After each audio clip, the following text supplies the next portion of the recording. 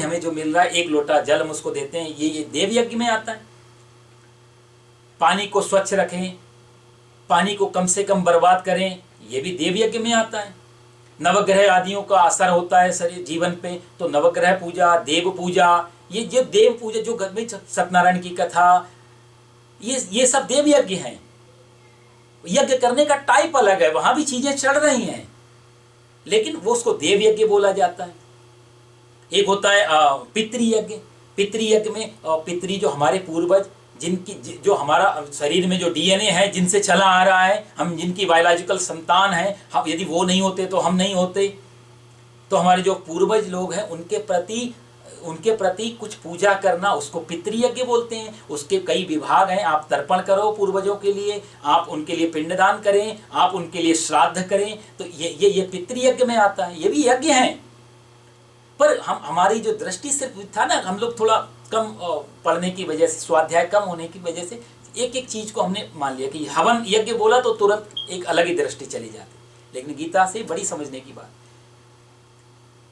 तो वो पितृयज्ञ, अब देखो कितना सुंदर शब्द है हमारे पास है। श्रद्धा से एक शब्द निकलता है, उसका नाम है श्राद्ध, जिसको कर्मकांड पितृयज्ञ बोल रहा है, उसी को श्राद्ध कहा हम लोगों ने। वो श्रद्धा से निकला, श्रद्धा से जो भी कर लिया जाए। कई लोग इंडिया में अपना ब्राह्मणों को बुलाया, आज हमारे पूर्वजों की जन्म तिथि है, हमारे दादाजी की, दादी जी की, पिताजी की, माताजी की, जो भी हमारे पूर्वज हैं, हमारे ऋषि, तो हमारे पर 3 ऋण होते हैं, पितृ ऋण, देव ऋण, ऋषि ऋण। देवताओं की वजह से हमारे कार्य सिद्ध होते हैं, ऋषियों की वंश परंपरा की हम संतान हैं, और पितृ ऋण उनसे हमने जन्म लिया है, उनके हम डीएनए हैं, तो उनका हमारे ऊपर कर्जा है, तो उनके निमित्त हम कुछ भोजन आदि कराते हैं। तो कौए को दिया, चींटी को दिया, गाय को दिया, गो बलि, स्वान बलि कुत्ते को दिया, काक बलि कौए को दिया, देवादि बलि देवताओं को दिया। ये 5 बलियां निकाली जाती थी, गो बलि, स्वान बलि, काक बलि, पिपीलिका बलि, पिपीलिका मतलब चींटी, पिपीलिका बलि और देवादि बलि। तो 5 जगह हम भोजन निकाल देते थे कि आपकी कृपा से सब हमें मिल रहा है, आप तेरा तुझको अर्पण, त्वदीयम वस्तु गोविंदा। तो ये पितृयज्ञ में आता था और ये करते थे लोग। और इन सब से भी हम धर्म में प्रवेश कर सकते थे। भगवान बहुत रास्तों से बताएंगे, एक ही रास्ता नहीं है धर्म में जाने का, बहुत रास्ते हैं। पितृयज्ञ से मेरे को एक याद आया, एक 2 बेटे थे, माँ उनके पिताजी खत्म हो गए। पिताजी की इच्छा थी कि मैं जब मर जाऊं तो मेरी अस्थियों को गंगा में पहुंचाया जाए। तो माँ ने अपने बेटे से कहा कि बेटा देखो, पिताजी की तुम्हारी इच्छा थी कि उनकी अस्थियां तुम गंगा में पहुंचा दो, तो तुम 2 हो, कोई भी चले जाओ, गंगा जी 12 किलोमीटर दूर हैं, तो 12 किलोमीटर दूर जाके गंगा में अस्थियां छोड़ आओ।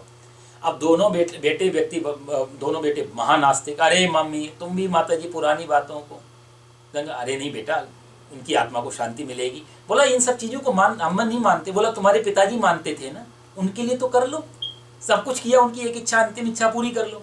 छोटा बेटा बोला मैं चला जाऊंगा। छोटा बेटा अस्थियां लेकर के, वो डिब्बा लेकर के, वो जो मटकी लेकर के जा रहा था बेचारा साइकिल से।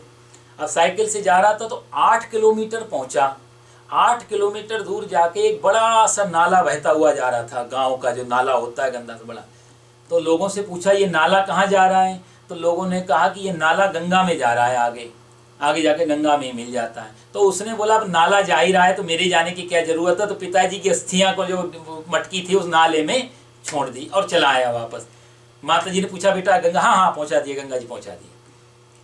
पिताजी बेचारे माताजी के सपने में आए और पत्नी से कहा कि तुमने कैसा मूर्ख नालायक बेटे को भेजा, ये मेरे को नाले में डाल के आ गया, मेरी अस्थियों को, ऐसा मूर्ख है। माताजी ने सुबह उठ के अपने छोटे बेटे से कहा कि तू इतना मूर्ख है, बिल्कुल इतना आलसी, नाले में डाल के आ गया तेरे को अस्थि, गंगा जी जाना बोला। तो बेटा बोला चलो वो नाले में डाली गंगा, वो तो बात में, तुमसे कहा किसने ये बात कि मैं नाले में डाल के आया। तो माताजी बोले तेरे पिताजी मेरे सपने में आए थे बेटा, उन्होंने बताया कि तू मेरी अस्थियों को नाले में डाल के आ गया। तो भी अपनी गलती मान के राजी नहीं। बेटा कहता है पिताजी जिंदगी भर तो सटियाए रहे, मूर्खता रहे, और मरने के बाद भी उनका मूर्खपन गया नहीं। वो बोला कैसे मूर्खपन नहीं गया, बोला वो 8 किलोमीटर इधर तुम्हें सपना देने बताने तो आ गए, 4 किलोमीटर और उधर चले जाते तो गंगा जी मिल जाती उनको। तो ये पितृयज्ञ जो होता था ये भी श्रद्धा से निकलता था। श्रद्धा से जो भी किया जाए करना चाहिए था, उनके लिए धन्यवाद है।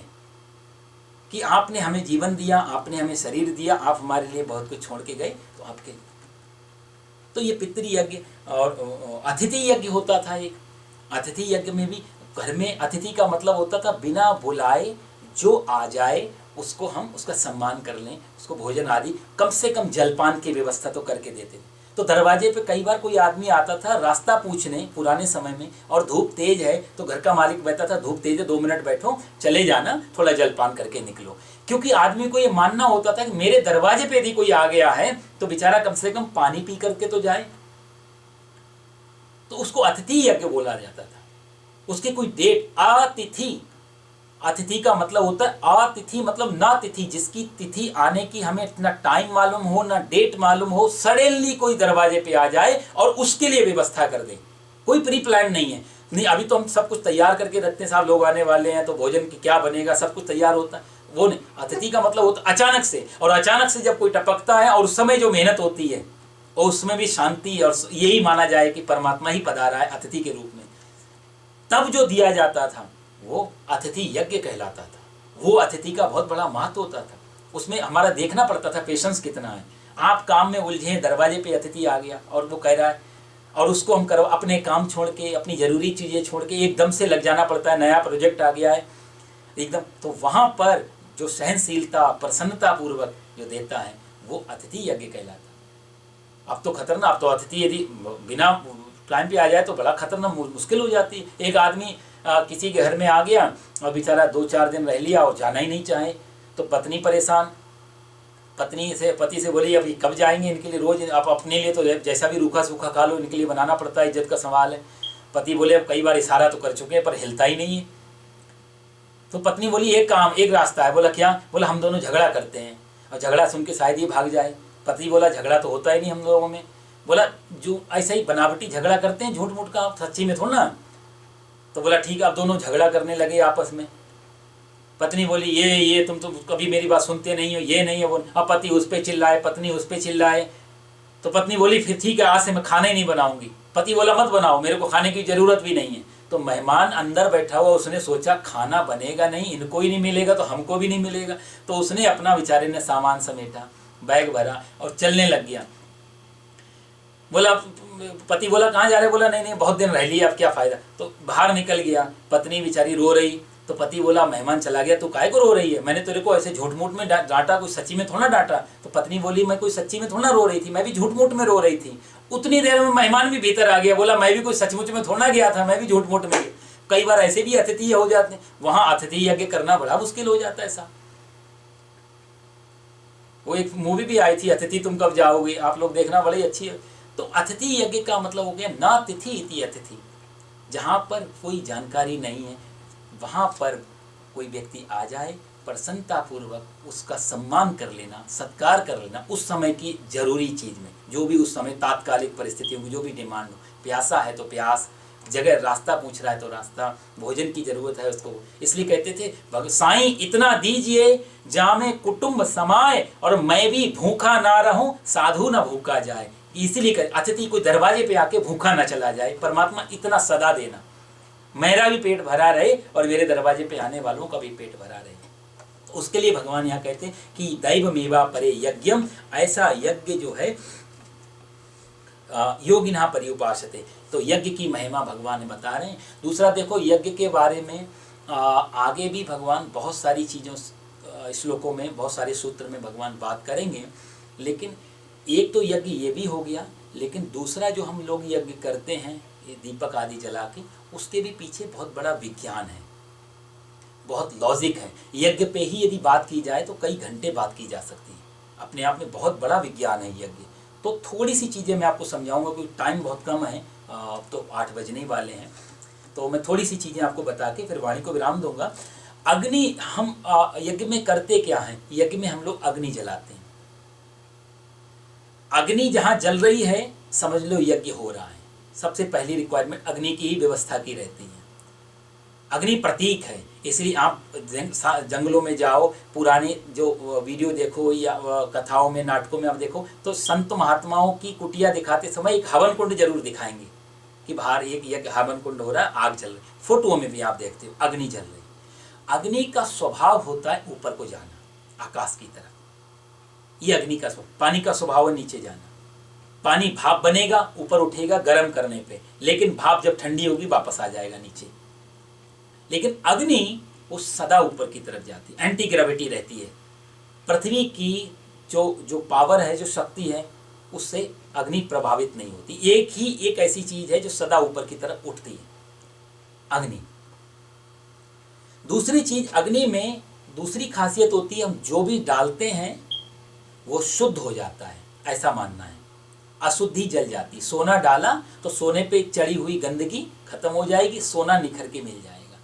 तो अग्नि को हम लोगों ने शुद्धता का भी प्रतीक माना कि इसमें अशुद्धता जल जाए, शुद्धता बाहर, शुद्ध बच जाए, अशुद्ध जल जाए।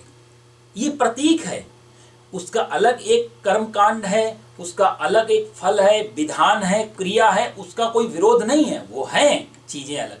लेकिन जो एक तत्व से, तत्व की दृष्टि से, धर्म की दृष्टि से जो यज्ञ विज्ञान है वो बिल्कुल अलग है। ये सब एक सिंबॉलिक चीजें हैं। तो अग्नि के अंदर ये खासियत रहती है कि ये लपट जो है वो सदा ऊपर की तरफ बढ़ती रहती है अग्नि की। यज्ञ करने वाला सदा वो रहेगा नीचे, जलेगा नीचे, सब प्रक्रिया नीचे, लेकिन उसका जो विचार है, उसका जो चेतना है वो सदा ऊपर की तरफ जाए। ये अग्नि प्रतीक बन गई। इसलिए अग्नि आप देखो तो लगभग सभी धर्मों में प्रतीक बन गई, अलग अलग चीज़ों में। हमारे यहाँ दीपक बनाते हैं, किसी के यहाँ मोमबत्ती जलाते हैं, किसी के यहाँ अगरबत्ती जलाते हैं, तो किसी के यहाँ अग्नि को कोई दूसरा चीज़ मान करके पूजा कर। लेकिन अग्नि लगभग सभी धर्मों का बहुत बड़ा प्रतीक बन गई हमारे यहाँ हवन कुंड के रूप में। तो ये यज्ञ का विज्ञान तो एक अग्नि का हो गया। फिर आप देखो इसमें हम सामग्री चढ़ाते हैं, घी चढ़ाते हैं। सामग्री क्या है? सामग्री में जैसे जौ चढ़ाए, बीज है ना, तो जौ, तिल, ये सब मिक्स करके चढ़ाते हैं। तो जौ तिल की क्या खासियत है? यदि जौ तिल को अग्नि में ना डाल के जमीन में डाल दिया जाए तो दोबारा से ग्रो हो जाएंगे, नए बीज पैदा हो जाएंगे, खुद तो उगेंगे और हजारों लाखों को उगा लेंगे अपने साथ में। लेकिन अग्नि में डाल दिया, स्वयं भी खत्म हो जाएंगे, नई शक्ति भी खत्म हो जाएगी। तो सामग्री मतलब हमारे अशुद्ध कर्म, अशुद्ध कर्म से अशुद्धता पैदा होती है। कहते हैं शुद्ध तो एक ही होता है, अशुद्धता बहुत ज्यादा होती है। सत्य एक ही है, असत्य बहुत ज्यादा है। कहते हैं ना, एक सत्य को छुपाने के लिए 1000 असत्य बोलने पड़ते। अशुद्धता 1000 की संख्या में, लेकिन सत्य एक ही है। तो जो अशुद्धता है वो सामग्री है, इसलिए बहुत सारी चीजें मिक्स करनी पड़ती हैं। और उन सब चीजों को मिक्स करके अग्नि में डाल देना, मतलब कि अब ये बुराई खत्म। और फिर घी जो है वो घी शुद्ध का रूप है, घी प्योरिटी का प्रतीक है। आप देखो कि हवन में सिर्फ सामग्री डालो तो हवन की जो लपट है वो वीक होती है, कमजोर होती है। लेकिन घी में घी को डालो तो लपट बढ़ती है, ज्यादा बढ़ती है। इसलिए बिना घी के हवन करने जाएंगे तो हवन अग्नि बुझ जाएगी। लेकिन घी साथ में चलता रहेगा तो वो सामग्री को भी जलाता रहेगा, क्योंकि जब हम सामग्री डालते हैं तो लपट की, उस अग्नि की जो शक्ति है वो सामग्री को जलाने में लगती है, इसलिए कमजोर पड़ती है। लेकिन जब हम घी डालते हैं तो घी की शक्ति सामग्री और लपट को बढ़ाती है, अग्नि की शक्ति को, और ऊंचा करती है। तो शुद्धता क्या घी, अशुद्धता की सामग्री दोनों पड़ती रहे, अशुद्धता खत्म होती रहे, शुद्धता सदा बढ़ती रहे, इस हिसाब से घी और इसका समन्वय। दूसरी चीज और है, सामग्री आपने जौ बोए, जौ मिल गए, आपने तिल बोए, तिल मिल गए। सामग्री में जितनी चीजें हम लगाते हैं वो चीजें हमें सीधी सीधी मिल जाती हैं, लेकिन घी साफ सीधा सीधा पैदा नहीं होता। कोई ऐसी मशीन नहीं जो घी सीधा पैदा कर दे, घी के लिए प्रोसेस में जाना पड़ता है। इस पृथ्वी पे इंसान खत्म हो जाए तो जौ भी हो सकता है, तिल भी हो सकते हैं, सारी सामग्रियां हो सकती हैं, लेकिन घी नहीं होगा। घी होने के लिए इंसान होना जरूरी है। दूध होगा लेकिन घी नहीं होगा। तो शुद्धता की जो चीज है, जो जो जो ज्ञान की अग्नि को बढ़ाने वाली चीज है, वो घी है। तो घी कई प्रोसेस से होकर के आ रहा है, अंत, और घी अंतिम परिणाम है। घी के बाद फिर कुछ नहीं बचता। मक्खन भी एक सेकंड लेवल पे है, मक्खन के बाद, लेकिन घी के बाद क्या बनाएंगे? फिर तो घी किसी में मिला करके चीज बनाई जाए वो बात अलग, पर घी का सीधा सीधा फिर कुछ नहीं। तो घी चढ़ा दिया, शुद्ध भावना, पवित्र विचार, अच्छाई मतलब घी, बुराई मतलब सामग्री, बुराई जाए और खत्म हो जाए, बीज ना बने, बढ़े नहीं, घटती रहे और घी उस अग्नि को और ज़्यादा प्रज्वलित करती रहे। ये हवन का विधान था, ये सब प्रतीक थे। बहुत अच्छा ये श्लोक था, दैव मेवा परे यज्ञम योगिना पर्युपासते। लेकिन समय अब काफ़ी आगे निकल गया, समय की मर्यादा को हम लोग रखते। इस श्लोक पे हम आगे फिर से चर्चा करेंगे यज्ञ के बारे में, कुछ आपको और भी जरूरी जानकारियाँ मैं आपको दूंगा। तो 25वें श्लोक तक हम लोग पहुँच चुके हैं, 26वें श्लोक से अगले संडे को हम लोग प्रारंभ करेंगे। ओम पूर्णमदः पूर्णमिदं पूर्णात् पूर्णमुदच्यते पूर्णस्य पूर्णमादाय पूर्णमेवावशिष्यते।